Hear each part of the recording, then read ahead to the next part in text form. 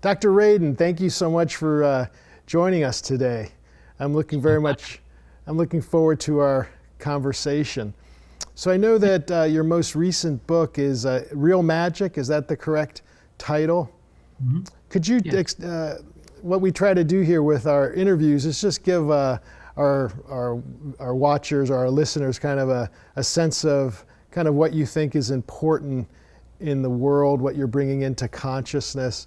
So with that work, what are some of the themes that you're hoping that people take away from it? Well, so Real Magic is a book about not Harry Potter and not Harry Houdini. Magic is a topic that is fascinating to everybody, either from entertainment or for lots of other reasons. But I decided to look at this more from a perspective of science, given that I'm a scientist, and to study the Western esoteric tradition of magic, ceremonial magic, to see if there was any reason to accept that these ancient esoteric ideas are actually true. And so the approach that I took was to, first of all, define what I meant by esoteric magic. And in a nutshell, it's three different kinds of practices. So the analogy here I have is that you can take science as a way of providing a theoretical method of understanding reality. And then our technologies are practices. It's taking the theories and putting it into practice. The same is true for the esoteric traditions. Esoteric ideas are part of a theoretical way of understanding reality. Magic is the technology which applies those theories. So the three categories are called divination, which is perception through space and time; force of will, which is the idea that your mind can influence reality; and the third is theurgy, which it's a combination of Greek words, but it means the idea of communicating with spirits who you can ask to do things on your behalf. So those are the three categories of traditional magic. And so since I'm coming at this from a scientific perspective, we can say, okay, is there any evidence for divination, perception through space and time at all from a scientific perspective? And the answer is, yeah, there's a lot of evidence, a lot of controlled scientific laboratory evidence. So we can say then at the outset that at least one of the magical practices that come out of these esoteric traditions is supported as best as we can tell by modern science. It's not like what you see in the movies, but of course nothing is like you see in the movies. It's real, but just generally weaker than what you would see portrayed in fiction. Yes. The second category is similarly, is there any evidence at all that the mind can influence the physical world directly? Well, you go into laboratory studies and you look at mind-matter interaction studies, of which there are hundreds published, and the answer there is also true. Yeah. So force of will works to some degree.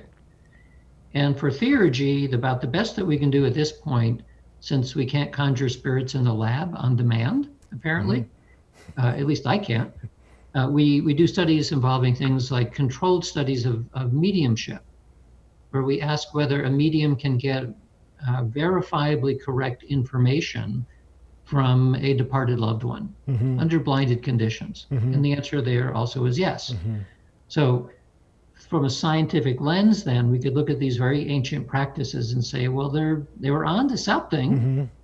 It's not quite as good as fiction, but it's real. So hence the title of the book is Real Magic. Now I remember there was that Tesla, he made a statement and he said that when science can, I'm butchering the quote, but it's basically something that when science can research the non-physical world the way that it has with the physical world, it'll make more advances than it has in the whole history of humankind. Something like that. Do you feel like we're in that generation where we're starting to be able to research the non-physical, using scientific method in some ways in the non-physical world? Well, I would say yes and no. In fact, almost everything you're going to ask, I'm going to say yes and no, because there are very few answers that we know for sure in these domains. Well, that's honest. Yeah. So the yes part is that science in a systematic way has been looking at non-physical phenomena, mainly mental phenomena, psychic phenomena, for about a century. And we've made some progress. We've developed methods that have been used successfully to demonstrate the existence of these things. On the other hand, no, because we still understand very little about what's going on. So we can demonstrate telepathy in the laboratory. We have no idea how it works. We can do the same for precognition, clairvoyance, all of the psychic phenomena. And we can see that it happens, but then taking the next step, which is about theoretical ways of describing the mechanism, you don't know. I see. So is it part of the scientific method to not just prove the effects, but you also have to prove in some ways the mechanism of which it happens? The scientific method is a large umbrella, so that it involves, first of all, systematic, rigorous observation of effects. You try to characterize the effects as best as you can. So that's part of the empirical side. That's mostly what I do. But the other side is theory. It's creating explanations that make sense given everything else that we understand. And then you marry the empiricism and the theory together. And then you create what amounts to a kind of a step ladder, where you get observations, you sort of get a handle on it, you can demonstrate it. You get theories which begin to explain it. And now the theory suggests, oh, well, did you look at it this way? Did you know, this suggests that, and then you do more experiments and you make this ladder. And at the top of the ladder, you gain enough knowledge about what's going on so you can turn it into a technology, because that becomes the proof of the pudding. Can you sell it at Kmart and buy something that works? Well, then that's the pragmatic proof of the pudding. I see. Then you have to understand the side effects and all that kind of stuff. Even then you may not. I mean, we understand enough about medicine now to make drugs, but there are all kinds of weird things that could happen. Yes. But we understand enough to make something pragmatically useful. And that's really, I mean, that is the final arbiter of whether or not we think we understand something. Now, I remember when I was in high school in the 70s, and I was very much interested in parapsychology and all of these sorts of things. And I remember Duke had a department of parapsychology. And I remember reading their research, and it seemed to me, and it's quite clear, it was published, that they had basically proven or shown beyond statistical, in statistical very important ways, that telepathy could manifest, that people could, I guess they had those symbols and they could, with practice, people could get better at it. But it seemed to me that they had shown in a scientifically rigorous way that telepathy is a real thing. Now, I was like, yay, now it's going to be accepted that this is, but it seems to not. It seems to still be rejected, even though, one of the things I have with science is that it's a great method, a great technique, but it seems that sometimes scientists don't always believe what the method is showing them. It is not only that it happens sometimes, it happens all the time, right? Scientists aspire to a rational, analytic way of understanding reality. Yes, so we continue to kill Galileo. We continue to break paradigms, you're in trouble. Scientists are human like anybody else. So the same level of stubbornness, the same level of social pressure to conform, and especially in the academic world, which is where a lot of this research should be taking place, there are very strong constraints on what you can study and what you can talk about. And it's not just true in parapsychology. There are many areas of real life which are not allowed to be discussed. So it's almost dogma. It's the scientific dogma. And if it's something is outside of that rubric, it's kind of, even though it's been the method, the scientific method has been applied, and it's proving itself or showing itself in those experiments, it seems that oftentimes because of preconceived concepts that this data is not accepted. That's right. And so one of the reasons why there is so much resistance to these phenomena, even though they've been demonstrated again and again, is because they are extremely difficult to understand given the way that science has crafted an understanding of reality. What it really comes down to is that most science is based on the doctrine of materialism. It's simply a set of assumptions, which are really good. Most of those assumptions are really good. Like our technologies right now are based on materialism. They work. The question is materialism sufficient to account for everything? And the answer is no. It does not account for our own awareness. It doesn't account for consciousness at all. So the dogma in neuroscience is that your brain is you. You are your brain. So everything about your state of awareness and memory and all of that is simply arising somehow out of the mechanical structure inside there. Now, some of that is correct, right? And the neurosciences are not incorrect. We see very strong correlates between the activity of the brain and mental activity. But it doesn't tell us anything, first of all, about the direction of the causation, right? The dogma says the causal direction is brain to mind. But all you can see is a correlation. And the second thing is that it doesn't say anything at all about what it is like to have an experience.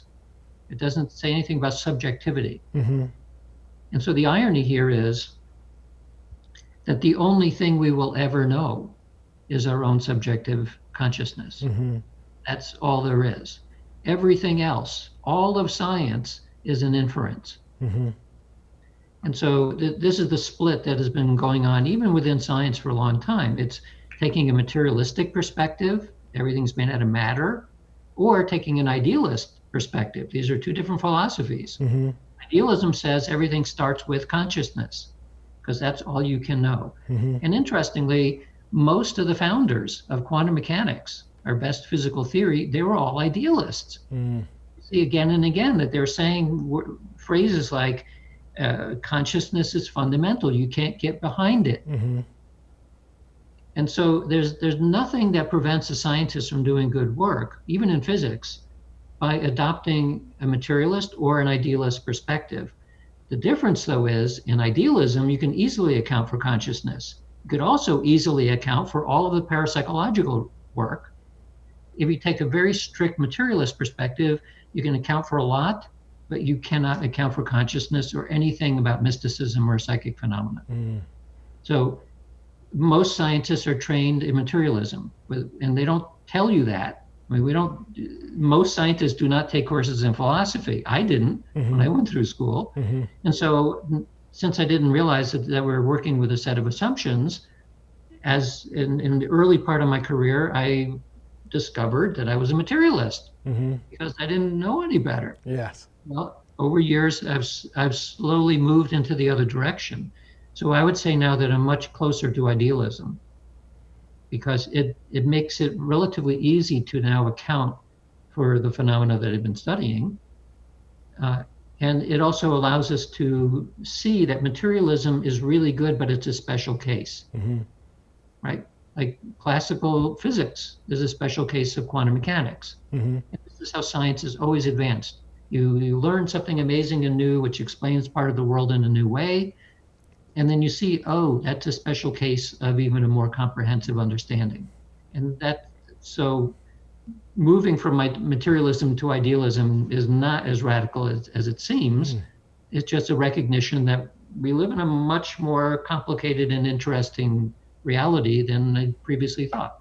And then how do you, with your research, I would imagine that you're getting criticized from the materialists and you're getting supported by the idealists. I mean, that's maybe too simplified, but is that in a way, have you developed a kind of immunity to the chatter? You're just kind of doing your work and you're trying to advance consciousness in your own way as best you can?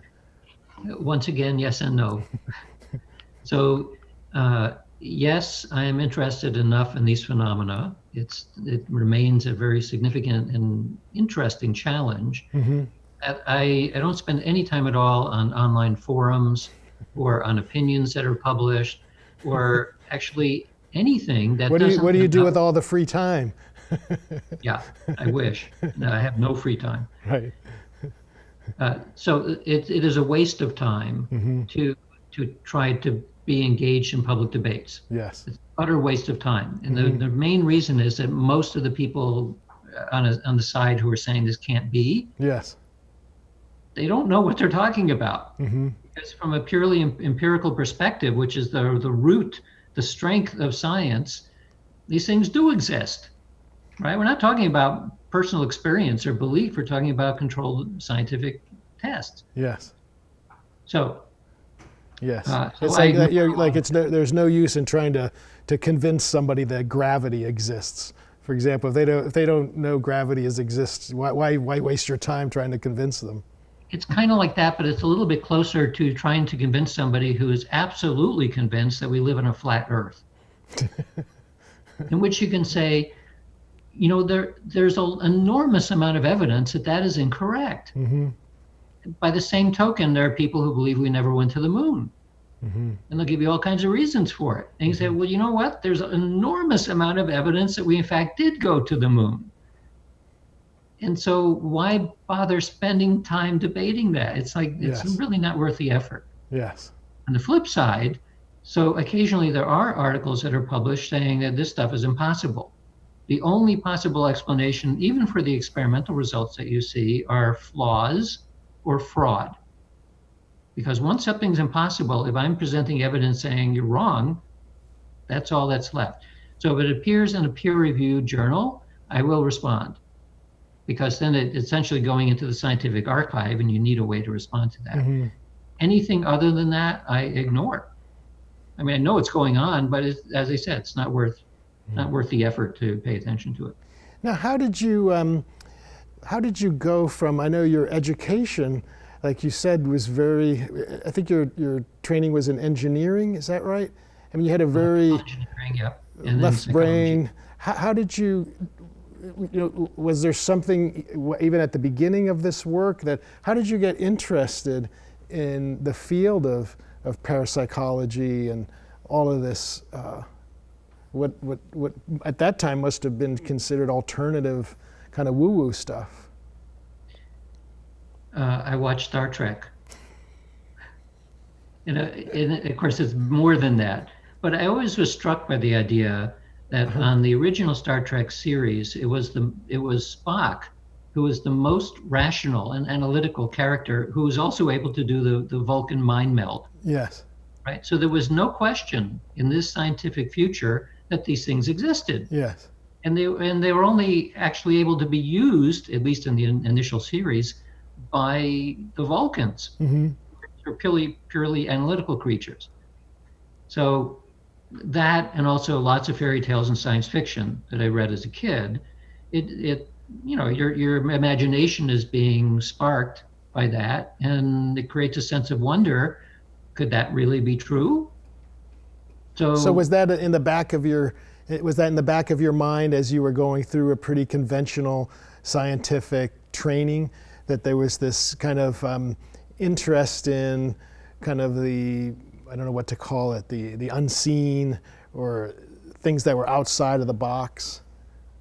I would say it was an interest until a librarian noticed what I was reading. And she brought my attention to the work of J.B. Rhine and said, you know, there are scientists who are studying this stuff. And I was amazed. So I read everything I could find as a teenager. And I decided, as much as you could decide as anything as a teenager, that if it was possible to be a scientist doing that kind of research, that would be the best thing ever. So even in high school and beyond, I was always looking for ways of expressing that interest. And by one means or another, I've ended up doing that for the majority of my career. Now, were your parents or the people that raised you, were they supportive of this? Were they just neutral, or whatever interested you was fine? Like, could you talk with people about these interests? Well, my parents were supportive in the sense that as long as I was happy, it was fine. It could have been anything. All throughout my formative years, even through college, the assumption was, and my assumption as well, was that I would be a concert violinist. Because I spent hours every day for many, many years working in that direction. But I've always been curious about everything else. So I knew I was good in science and math and other topics. that this one was the most curious of all. So this is the one that was kind of drawing me, even though I figured I would read about it, but I was going to be a violinist. Mm-hmm. Well, some way about in college, I realized that to be a professional musician means that you're an athlete because you're making your living with your body. Right. And I decided if there's any way of making a living that does not require using your body to do it, but using your mind, I would much rather do that. Mm-hmm. It's partially because I'm not that strong. You need an enormous amount of stamina to be able to make a living as a musician. And I just didn't have that stamina. Mm-hmm. So I switched into engineering and then later into psychology. So I have a little bit of both, largely because it was simply much, much easier for me to do that than to play the violin for a living. Mm. So my parents come from a Jewish background, but we were the non-practicing Jews. We came from a long line of people who were interested primarily in social justice, Mm-hmm. not in the religious side. Mm-hmm. So at best, I would say I'm agnostic. Mm-hmm. Right? I am not atheistic because I'm not smart enough to know what's going on. But I know also I'm not very religious. So I'll say, okay, I'm somewhere in the middle. I don't know what's going on. I'm happily agnostic. Mm-hmm. And so my many interests eventually evolved into one where I saw that you could express, you could kind of dive into literature as a scientist, because a lot of this stuff is saturates literature. Mm-hmm. Stories about the paranormal and you name it. Mm-hmm. A very large proportion of our fiction. Mm-hmm. And the opportunity then to say, well, you're just fascinated by this fiction. Could you study it as something that's real? Mm-hmm. The answer is yes. I thought, wow, that would be fun. Now, did you ever get to work with Dr. Ryan, or did you get to meet him in your travels? No, he was quite elderly by the time that I was seriously getting into this. I did meet Pratt, who was one of his contemporaries. And of course, over the years, I've met basically anybody else my age or plus or minus 20 years. But no, I never got to meet Ryan himself. Oh, okay. And then what about Edgar Cayce? Did Edgar Cayce cross your path in any of your study or research? Oh, yeah. So I bought the Prophet. I forget the Sleeping title. Prophet. Mm-hmm. Yes. So I read that many years ago. And then at one point I bought a collection of the actual readings, of which I read many of the readings. And I've been to the A.R.E. a number of times to give talks or just to hang out at the library. So in terms of the legacy of Cayce as one of the people in the United States, at least, who was unusual as a psychic in that there was so much documentation of what he did, that it makes it a very valuable case study. So yeah, I'm familiar with it. Yeah, I would agree. I think that, I'm at the A.R.E., so of course I have been moved by his work, and a big part of why I came here to Virginia Beach. So take us through a little bit your evolution of your work, and where would you say you are now? Is there any, when you think about the legacy of your work, what would you like that to be? I'm occasionally asked about what my legacy would be, and I find the question frightening, because I live in the present. Yes. And so I realize, and I look back at my CV, I've written hundreds of papers, and done probably half a thousand experiments or something like that, and lots of stuff. But I don't feel like I've hardly even started, right? I mean, most of it is demonstration type research. Yes. A lot of it was proof oriented, doing things for my own sake, like to prove to me this is really real, really. So maybe in the past 15 years, I've been more interested in process oriented research. We're trying to figure out, how does this work? What are the mechanisms? Is this, or like, for example, are mind matter interaction effects really causal? Like if my mind is thinking I want something to change over there and it changes, did that happen as a result of my intention? I really caused it to happen? Because if that is the case, the implications are way more profound than something like passive telepathy or passive clairvoyance. Right? In one case, it's as though you're a receiver of the way the world is. It's simply, not simply, but there is a way in which information can flow into my head. The other side, though, is if the causal element is there, it means that some aspect of the physical world is being created, being manipulated by our thoughts. And so that is dramatically different than the way that science currently understands reality. Whereas being clairvoyant wouldn't necessarily have to change anything. And so I've done experiments on virtually every kind of psychic phenomena that you can put into the lab. I find now, I think that the most interesting question is mind-matter interaction a causal phenomenon? So that's more or less where I'm focusing most of my attention now. Is that like I'm trying to remember some college science. Is that the Heisenberg effect, where something is changed by the fact of observing it? Is that a little bit about what you're speaking about? Well, Heisenberg uncertainty addresses the notion that there are many properties involved with physical systems, and you can't know all of them to the same level of precision. So that's more about what you can know about a system. The observational effect in quantum mechanics is something slightly different, although it also involves knowledge.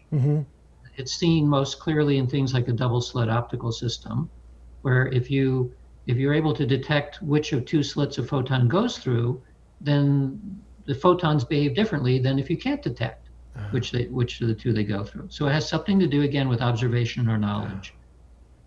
It is not clear at this point that phenomenon is causal, right? So causality is a very special meaning in science. It means it's like billiard balls. This hits that and that happens. The main form of causation that we know about requires force, right? We have known four major forces in science.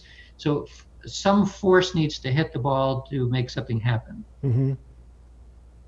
Given that there's a fair amount of evidence for mind-matter interaction, we've never found force. We can't detect the forces. So that's why it's so difficult to know, is it really causal or not? And as I said, the reason why it's an important question is because if we are engaged in some way, our consciousness is involved in the formation of the physical world, that changes everything in terms of our understanding of what what is reality, what is our role in reality. And so because it's more important, I would say, than understanding why telepathy works, although they're probably related. I figure if I'm really lucky, I have 20 years left to do research in this field, and that then becomes the more important thing for me to do, because I've already convinced myself through lots of work that things like clairvoyance is real, and precognition is real, and whatever mediums are doing is real, even though I have no idea what they're talking to. So the perceptual side of psychic phenomena is real. So, and I can't worry about everything, so I'm going to worry more about the psychokinetic side.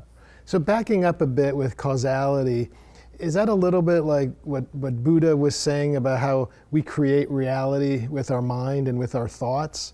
Would that be applicable? I don't recall that Buddha said that, but I wouldn't be surprised. But yeah, it is. So we create our own reality in a psychological sense, for sure. We create it by our attitude in terms of how we respond to things. I'm talking here about literally creating the physical world. It's like, in physics, you would say that the question is asked, if a tree falls in the forest, does it make a sound? Right? It's asking this question about what is the nature of reality when there are no observers. And that's kind of what I'm asking too. The everyday assumption is that the moon is still there, whether you look at it or not. But we will never know. Well, that's the point. Right. It's what you know. And so some of the evidence in the mind-matter interaction field says that the moon is there, but it is not necessarily what you think it is, right? Right. In the quantum mechanical world, all you have are possibilities. You don't have stuff. You don't have physical things. You have possibilities and potentials of things. And it's very abstract from an everyday perspective, because if you ask somebody, well, that here's a pen, and if you don't look at this, actually all that remains with this is the possibility of a pen. Well, what in the world does that mean? But that's what we end up with. So I find that curious, and I've always been driven by curiosity. And so, just backtracking, I know that the legacy question was didn't quite fit, but I'm wondering, when you think of the field that you're in, do you feel that you're just at the inception of it? That it's like, I don't know, you're like coming to a new world, and it's just beginning to show itself. Do you feel that that's part of what, when you think about, well, there's so much more to come? Do you feel that this field that you're in, the idealistic sciences or whatever to call it, is just at its beginning? One of the metaphors I like was said by Terence McKenna, who, and I'm going to probably butcher this as well, but it's something like, as the bonfires of knowledge grow brighter, the darkness is revealed to our startled eyes. Yes. So actually I got that right. That is the quote. And the idea is that when you start studying something, you don't know how much you don't know yet. So after approximately 150 years now of this level of this kind of study by lots of people, we're beginning to see how ignorant we are. We've expanded what we know, but in the process of doing that, you're suddenly realizing, oh my God, we've just begun to scratch the surface here. This is way bigger than anybody would have guessed initially, because initially you think, well, telepathy is like an electromagnetic thing that goes from one brain to the other. You immediately gravitate towards explanations that sound simple, that you know about. But there's an infinite number of things we don't know about, which is why I like this background. See, here we have the Bubble Nebula. Yes. It's way out in space. We never would have seen it without the Hubble telescope. We have no idea. There may be a trillion different planets within this nebula, and people or the equivalent. We know nothing about it. So I'm sometimes annoyed when people say they're studying the brain, which is the most complex object in the universe. Really? What about that thing? What's going on there? So, yeah, so I would say, to answer your question, we're at the very early stages of beginning to understand what we're dealing with. Now, just kind of using an Edgar Cayce frame of reference, Cayce's work, continuing so much about, well, let's say it's not a good thing to punch somebody. So you punch somebody, you hurt them. But then his work is like, even thinking about punching them also has a negative impact. Now, we don't know how that happens, but I think what you're exploring is, how does that thought that Edgar Cayce had and expressed, that there's some truth to that our thoughts do seem to have some ability to impact another or reality in some ways. And so that to me seems like that's valuable to add to kind of collective consciousness, that we can impact the world and the universe well beyond just our physical being. Right. Yes. And so the two ways of thinking about what Cayce said there. One is a passive perceptual way. You think bad thoughts to somebody else, then through the perception on the other person's part, they will feel that, probably unconsciously, and they won't feel very well about it. So our mental and physical health can be influenced by other people's thoughts. The other way, though, which is the one that I've been attracted to, is if you're thinking bad thoughts at somebody, are you physically actually influencing them? Like, not having anything to do with clairvoyance or telepathy, but are you poking at them? Are you doing the equivalent of poking? That's then very different, because now you're saying you are way more responsible for your thoughts than a passive way of thinking. Because if you're thinking bad thoughts at somebody, if you hide it from them, well, then they're responsible for picking it up, not you. But if you're thinking bad thoughts and you're throwing arrows at them, then you are responsible. So that's why I'm interested in finding out which one is happening. Maybe both are happening. Yeah, that makes a lot of sense. Now, what Casey also would talk about that it's hard to conceive of in a three-dimensional mind or a mechanistic mind is he talked about how in the way that I'm talking to you now, in my consciousness now, I divide time into the past, the present, and the future. And what he would talk about is that he said that that's an artificial way of looking at time, that in some kind of alternative oneness reality, all time is one, and so that there is no past, present, and future. Is any of your work or research touching into anything that would relate to that? Well, the work we've done with precognition suggests that is correct. Precognition almost sounds like a paradox in that you are gaining information from what the conventional perspective would say is the future. You're getting it in the present. Getting information from the past, that's memory. Getting information from the future would say that there's some way in which our sense of the present, which for most people is roughly around 500 milliseconds. The moment of now is like this little slice of awareness, a little bit of the past, a little bit of anticipation, but it's pretty short. So now is considered 500 milliseconds in science, in terms. Okay, that's good to know. Milliseconds. And you can see that in brain activity too. That your moment of now is pretty short. So we spend most of our time in the past and the future, with the past mostly being memory and the future mostly being anticipating what's about to happen next, or getting lost in thought, which is nowhere. It's still in the present though. So when we do experiments, I'll give you an example. We worked with 8 long-term meditators who we selected because they said that when they went into a meditative state, they would get a sense of spaciousness, in which their sense of localization began to expand. They'd also experienced timelessness, where their sense of now also expanded, bigger now. So the way to test this in the lab was that we had them wear glasses that had little LED lights in them. They would flash at random times. And they also wore earbuds that would make little tones at random times. And we told them to go into their meditative state, expand their sense of time. And then we looked at what was happening in their brain before, during, and after either a light flash or an audio tone. And the hypothesis was that if their sense of now really did expand out to seconds, 3 or 4 seconds on either side of now, then we might be able to see in their brain before the event occurred in conventional time, right? So we know exactly when a light flashes, but we're looking backwards in time 2.5 seconds. Yes. We're looking forward in time 2.5 seconds. And what we're able to see there is that the meditators' brains were in fact responding to something that hadn't happened yet. And not only that, it happened, where in the brain it was occurring was consistent with where they would hear it or see it. So if they're going to see a light flash, that portion of the brain would light up 2.5 seconds before.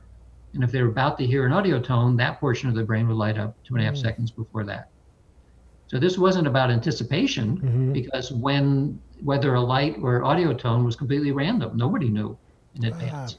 So they didn't have the opportunity to try to guess when it was going to happen. So there would be some indicator that a light was shining or something like that about 2 seconds before the light actually would shine. Would in their brain activity. So unconsciously, their body at least was already beginning to respond to something that hadn't occurred yet. Interesting.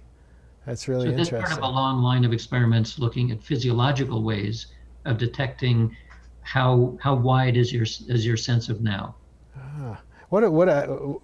How you could even conceive of doing that experiment? That's just so, trying to think of how can we measure any kind of way of timelessness. That must be a whole lot of just planning, just kind of trying to figure out what would be a way to test this. That's just fascinating that you would think of this experiment, and then it must be so gratifying that there were results that were shown from this experiment. Well, what I described is half of what all of psychophysiology is about. Mm-hmm. So there are thousands of experiments looking at how people respond to a stimulus. Mm-hmm. Emotional stimuli, light flashes, all kinds of stuff. Literally thousands of articles that are published showing how your nervous system responds to a stimulus. So all we did was say, well, what happened before the stimulus occurred? Right? So that's never looked at in the conventional sense, because people say, well, obviously nothing's going to happen before the stimulus. Well, have you looked? No. Well, let's look. And so that's why it sounds like, how would you think of that? It's actually pretty obvious once you understand what's going on in psychophysiology. So it's almost like the group the measurement of the people, how they would respond to the actual stimulus. That was like your control group. So you already knew how people would respond. So this group was about looking at anticipating if people that go into oneness consciousness, does there some physiological response? Right. Anticipate. Very, very interesting. Have you done any work with, it sounds like you're using meditation, but have you done any work that involves hypnosis? We haven't, no. No. We have colleagues who have done that, but at least within our group and my own work, I haven't. Oh, okay. Because that seemed like such a conduit for Edgar Cayce. I guess it was similar to meditation, just going into a deep, trance or meditative state and kind of moving into a broader sense of themselves or reality, or maybe not broader is not the right word, just another one. Well, it's similar to meditation in the sense that you get into an altered state, for sure. It's dissimilar because you're being driven.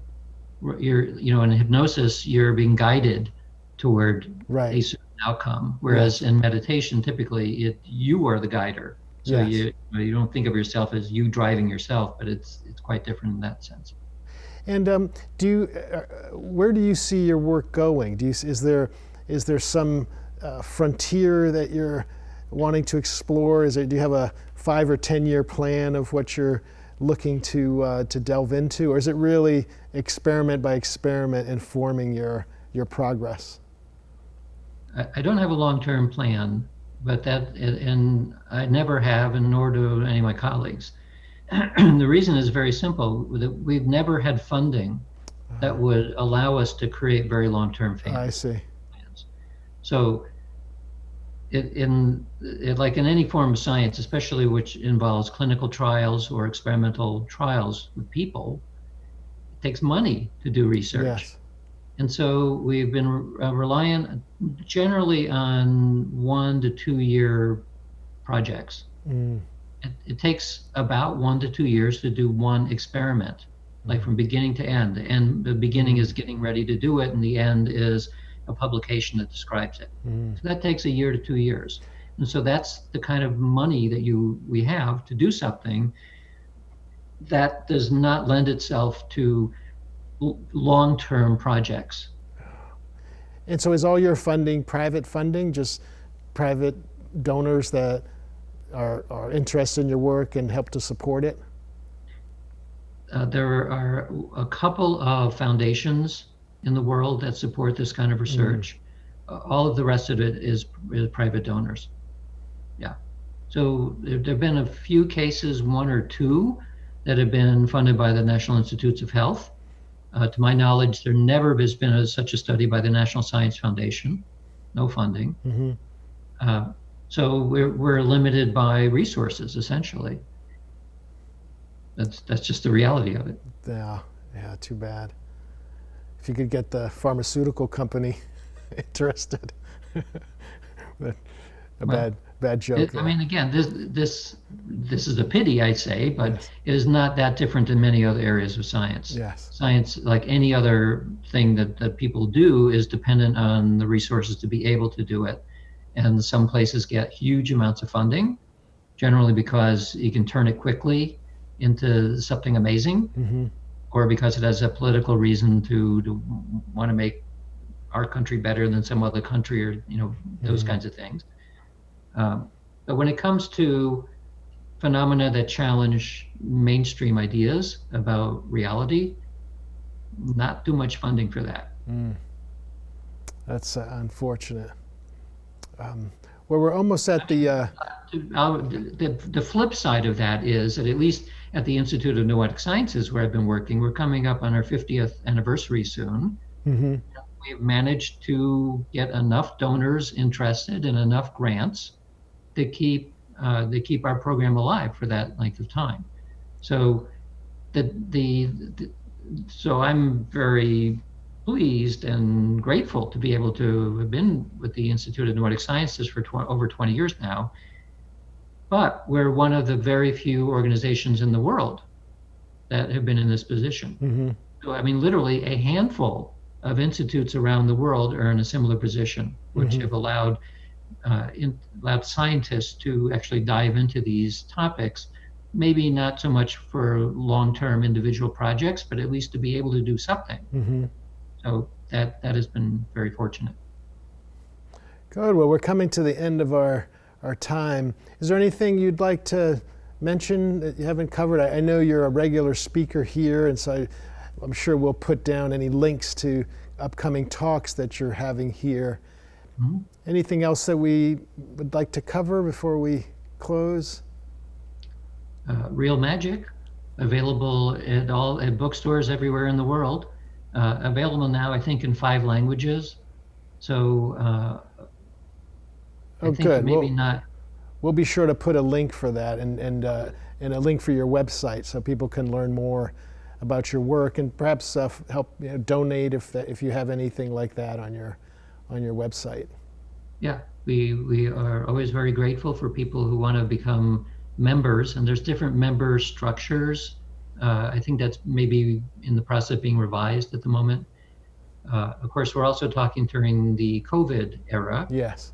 And so our institute has both a retreat center where we used to get 5,000 to 6,000 people a year coming through for various workshops. And that is also where our laboratories are co-located. So and where is this? In what part of the country or world? It's in Petaluma, California, which is about 25 miles north of San Francisco. Oh, okay. So since the pandemic started, like any kind of retreat or hotel, it's basically been shut down. Yes. Eventually, we assume it'll start up again. And so all of our science now is taking place with all of us using Zoom, basically, for meetings. But we all are trying to catch up on projects that have been working for a long time. So we have plenty to do. We're all working on analyses and papers and that sort of thing. So the fact that the retreat center is shut at the moment and the laboratory is not available, well, it allows us to catch up.